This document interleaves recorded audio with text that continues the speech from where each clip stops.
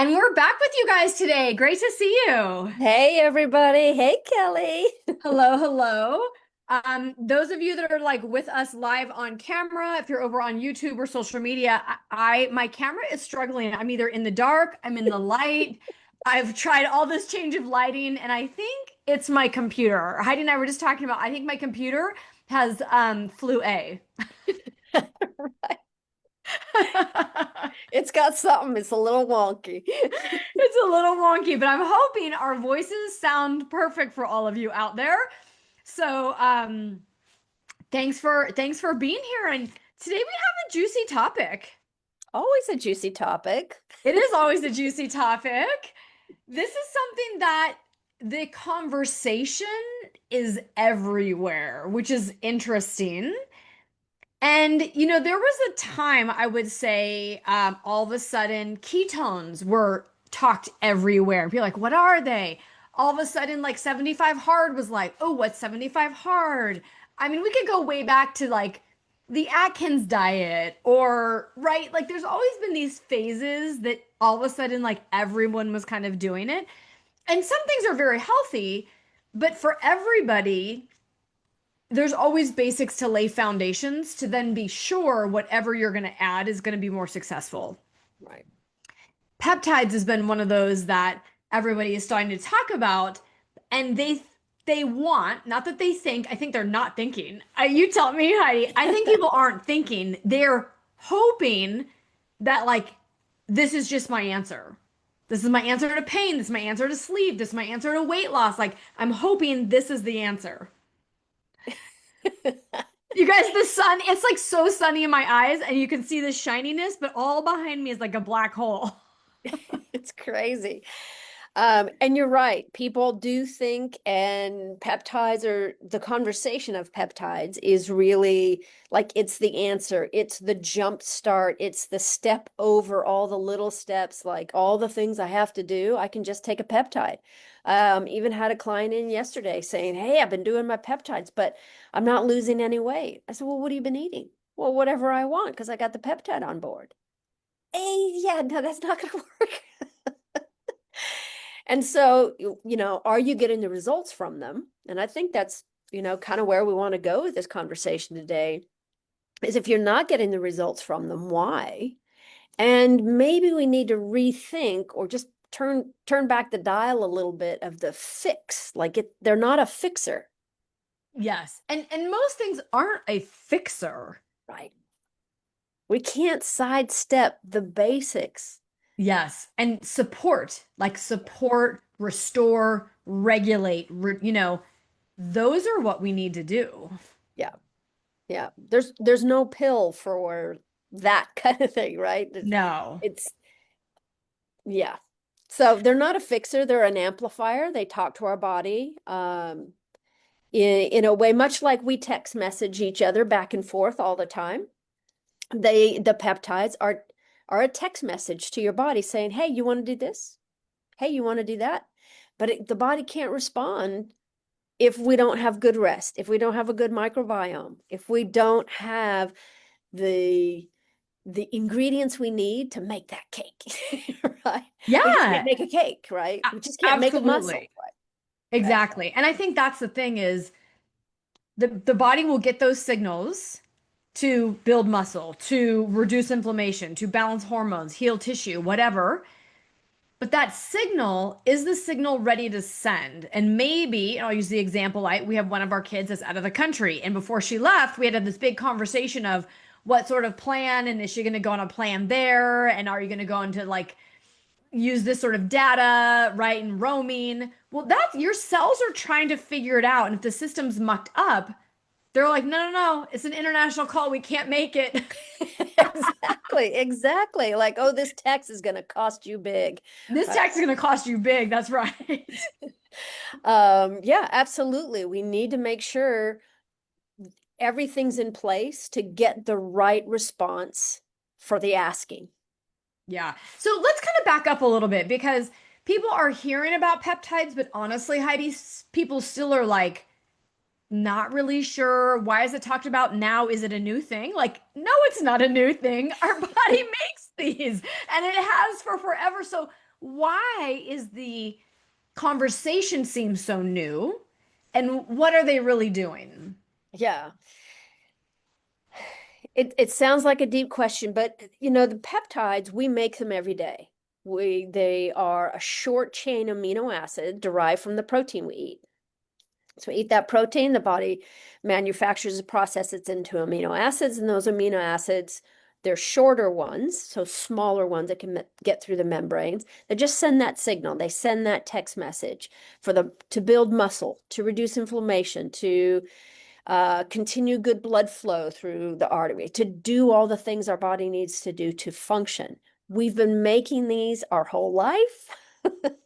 And at various degrees, the production of those peptides can decline if we're sick, if we're eating poorly or a lot of processed food and weight gain. And this is where it came into popularity, is with managing insulin and receptor sites for insulin.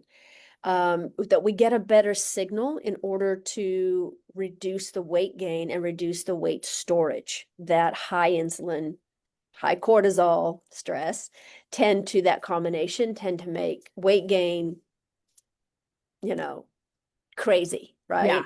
right. And so the peptides reduce or change that signal to ask the body to do something differently. But we also have to meet the body and change the way we eat differently, the way we manage stress differently, because that's just a signal. It's just a text message.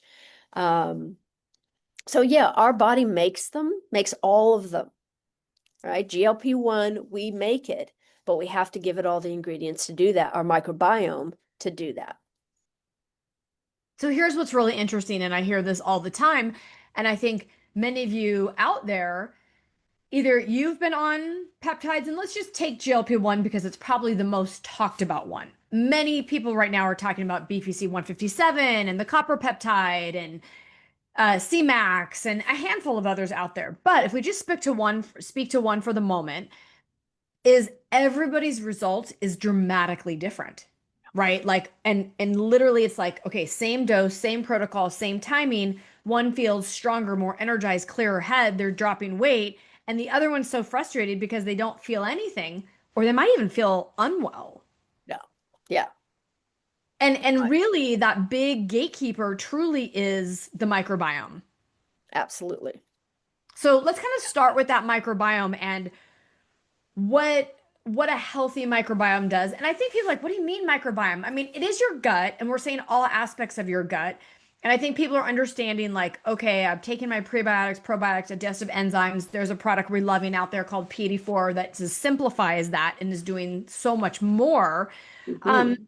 but by doing that, before the peptides can get that signal and send that signal, the body's got to be able to absorb them. The body's got to be ready to transport them, interpret Yeah. them, respond to them. And if your gut is unhealthy, it's just not happening. So let's just talk a little bit about gut health because I think people say, how is that possible? What does my gut have anything to do with it? Oh my gosh.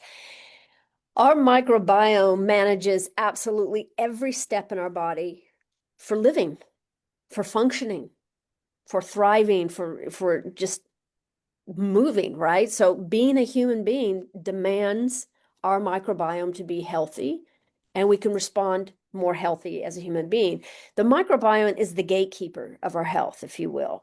And so it needs to be, it will be on guard and help those peptides, those signals to be absorbed, interpreted, utilized optimally. But if we don't have a really diverse and robust microbiome, which means a lot of different good bugs in there and a lot of diversity of those bugs. So a lot of them and a lot of diversity within them. This is a really balanced microbiome.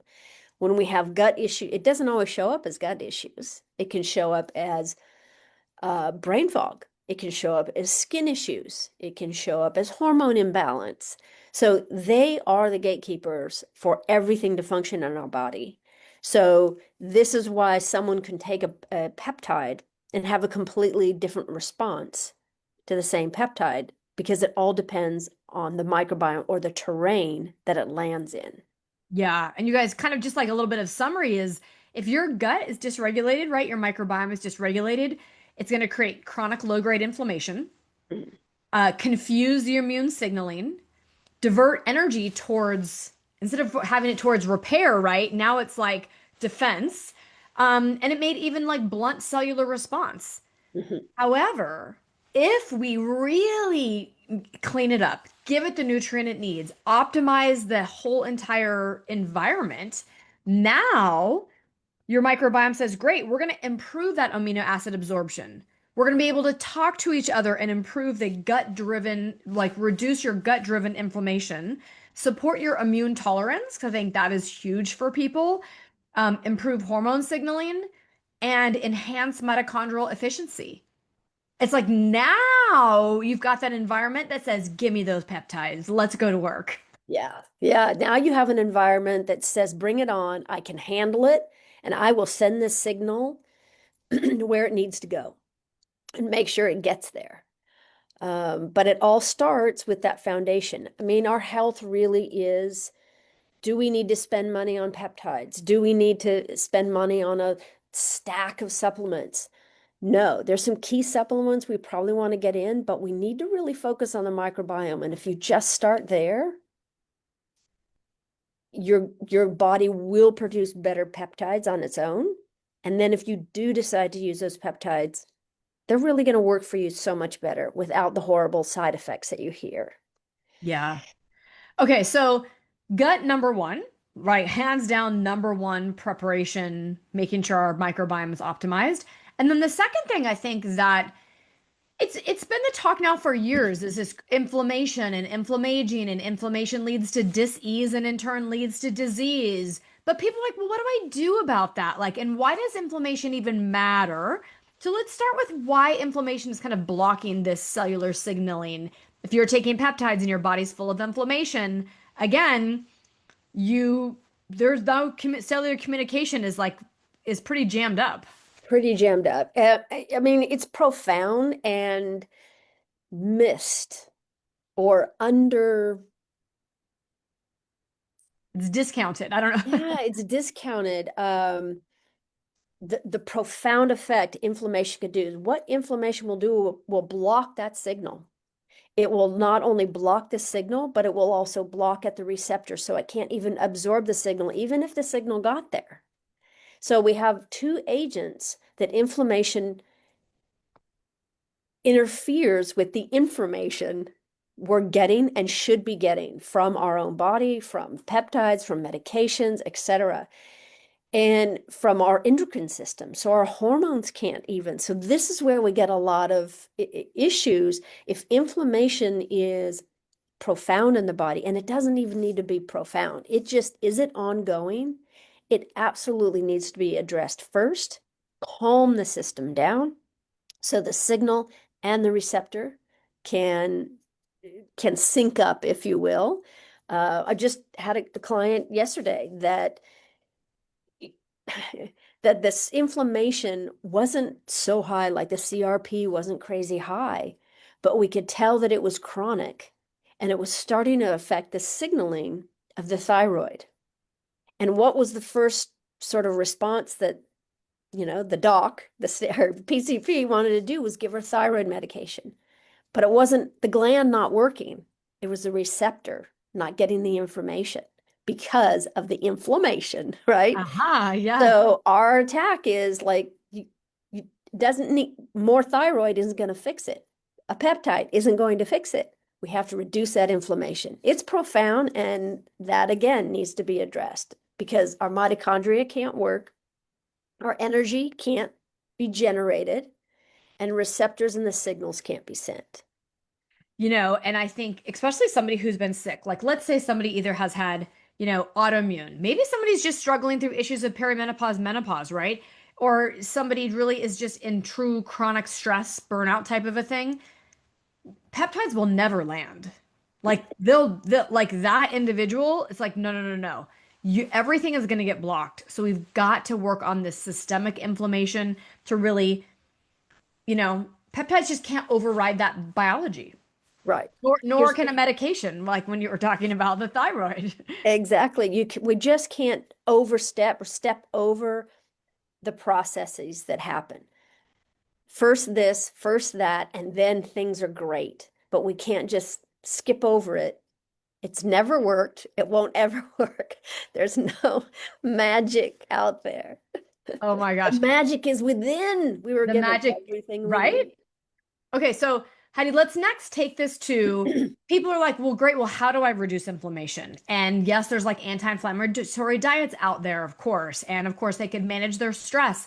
But there's really not like a pharmaceutical agent that is geared towards like reduce inflammation. It's one thing if we have an acute injury and we need to take an anti-inflammatory because we just sprained our ankle or we have post-surgery or something like that. But in general, when we're talking about this systemic inflammation, there isn't pharmaceutical agents, so doctors aren't prescribing anything. But Mhm, on the natural side, even a pure supplement, people are trying to use things like turmeric, right? mhm. Which has anti-inflammatory properties, but it's not pulling the lever to reduce inflammation. And the only thing in the literature that's been profound to reduce inflammation is the NRF2 pathway.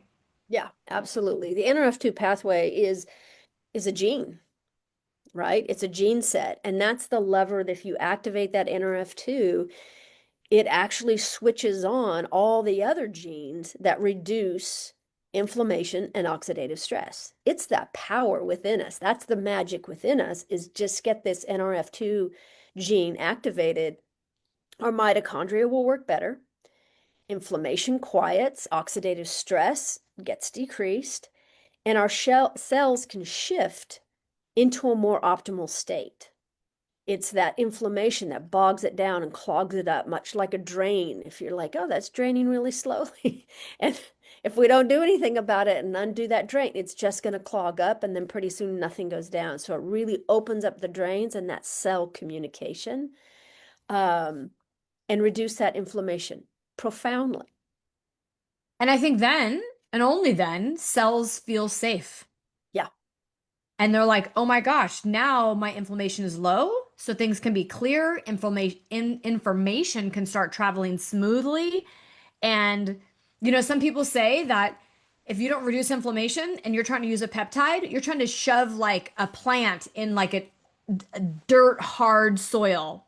Nothing's going to flourish in that, right? But if you put a peptide in an environment that has nutrients and hydration, like our cells are clean and clear, so we've reduced that inflammation. Now that signaling is like, oh, thank you very much. I'm going to take it. I'm going to use it. Yeah, exactly. Um, because here's what we want to remember. This was an analogy they used at my education at the Institute of Functional Medicine is, when if all our cells have to go down the same road, everyone has to drive down the same road. So does the fire engine, so does the ambulance, these people that need to get there first. And that's why we're taught like pull over, get out of the way. So the repair mechanisms can get through, but we all have to go down the same highway. And hitting that NRF2 really opens up that so the repair systems can come in, repair the cell, everyone feels safe and good. But if we don't get that NRF2 activated and lower the inflammation, that road where the repair people are coming, the aid, the help is going to be clogged up and we can't get the help we need. And things start breaking down. Okay, everybody gets that because we've all pulled over on the side of the road and let them, and then we're all like, oh, what's happening? What's going on? But for that moment, the street's so clear, Yeah, right? Like everybody immediately gets off the road. I'm like, oh, okay, there we go. You pull that NRF2 switch, everybody else gets off the road, clean it all up, and then everybody's back on track. exactly. Everyone's back on track, a little more conscious, a little more intentional, thinking about, God, that could have been me. It's interesting. So yeah, we need to get that pathway. We need to activate that NRF2, reduce that inflammation. Get I love that you said that you spoke about the cells feel safe. That's a nuance that really is not discussed in standard medicine or anything. And to think about that idea, my cells need to feel safe. That's that fight or flight. Cells do need to feel safe This is why meal timing is important. If we're just grazing all day, the cells don't feel safe they're going to get nutrition. If we're not sleeping, the cells don't feel safe that they're going to get recovery. Cell safety, it's a wonderful talk, and maybe we should do a whole, podcast on cell safety. But I love that you mentioned that because it is a nuance that we provide by turning on that NRF2, eating good veggies, getting that microbiome in check. um, our cells start to feel safe and then they function really spectacularly. Oh my gosh. I think we've all, some of you might not know, like, is my microbiome healthy? Do I need help with it? Do I need support with it? I'm not really sure. And what's interesting, even for me, is, and this might be TMI for some of you guys, right? But the last handful of days, I have felt so amazing because my elimination has been like on point. And a couple times, like it won't be. And I'm thinking, what did I do differently? And this is probably what you guys are not even considering asking yourself. Was it my sleep? Was it my food? Am I stressed? Did I not move my body enough? Like, what did I do differently that because when it's on point, you just feel that good. And if you're feeling that good, your cells are feeling good and communicating and everything. So, and you're realizing, oh, I think my microbiome's working pretty good. Hmm. Yeah. But if you're not going to the bathroom regularly, or if your poop looks like rocks, or all those sorts of things, you guys, you probably need a little bit of help. You're bloated, you're gassy all the time. Like you probably need some support. So please, whether it's, YouTube, social media, whether it's on our podcast, ask questions. Heidi and I are here to help you. The podcast is a format that we have fun. We give you guys actionable education to help you understand and sift through the world out there that's giving you so much overload information. But now you need to take that and ask questions and say, can you please help me get started? What do I do from here? And we're happy to. We're glad that we're here and providing all this information for you. But at the same time, make a decision because indecision is sometimes that like 6 months goes by and you're like, oh, I still been thinking about the peptide, but I heard Kellie and Heidi talk about inflammation in the gut and I didn't do anything. What did you just waste 6 months for? Let's get to work. Let's make 2026 make you feel fabulous, you guys. There's a lot of great things out there now that are simpler than you think, but you have to make the choice of I'm doing this. Yeah. Yeah. You have to take it to make it to do great. Oh, and we're gonna end on that, you guys. So thank you so much. Heidi and I love peptides. Anything to optimize the body is awesome, but there is a pecking order of what our body needs, and nothing is a quick fix. So let's work on the foundations to allow yourself to really feel fabulous. Yeah. All All right, right, until next everybody. time, you guys. Take care. Be well.